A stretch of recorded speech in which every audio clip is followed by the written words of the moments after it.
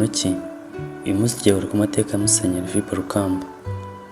Filipo Rukamba yavutse ku itariki ya 26 Gicurasi 1948 i Rwinkwavu, uri mu karere ka Kayonza mu ntara y'Iburasirazuba.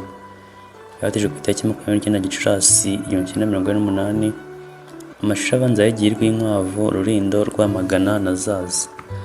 Mu 1961 yagiye kwiga mu iseminari ya Kabgayi. Mu 1965 yagiye mu iseminari ya St Paul Kigali, ariho yarangije amashuri yisumbuye mu bijyanye n'ikigireki n'ikilatini. Tariki ya 4 Nzeri 1968 yinjiye mu iseminari nkuru ya Nyakibanda kwiga Filozofiya na Tewolojiya. Tariki ya 2 Kamena 1974 yahawe upadiri na Musenyeri Bigirumwami wari se wabo ku Nyundo.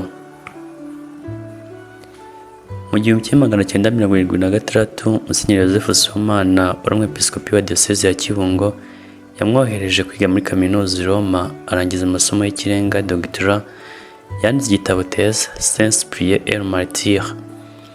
Kuva mu 1983 kugeza mu 1991 yayoboye iseminari nto ya Zaza.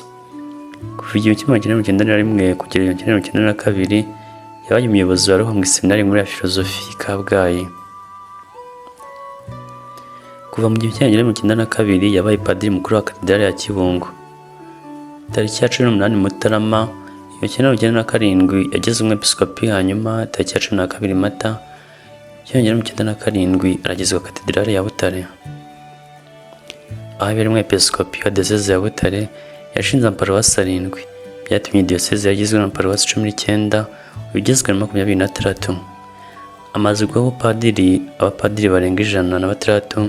Icyakora ingorane n'izibura kuko muri iyi myaka amaze ayobora diyoseze ya Butare hari 19 bivuyemo na 30 bitabye Imana, harimo na Musenyeri Yozefu wabaye umwepiskopi wa mbere wa diyoseze ya Butare. Ubwo yari amaze amezi 3 atowe na Papa Yohani Paul wa II ngo ayobore diyoseze yari yashinzwe yitwa Astrida, iragizwa Musenyeri Yozefu.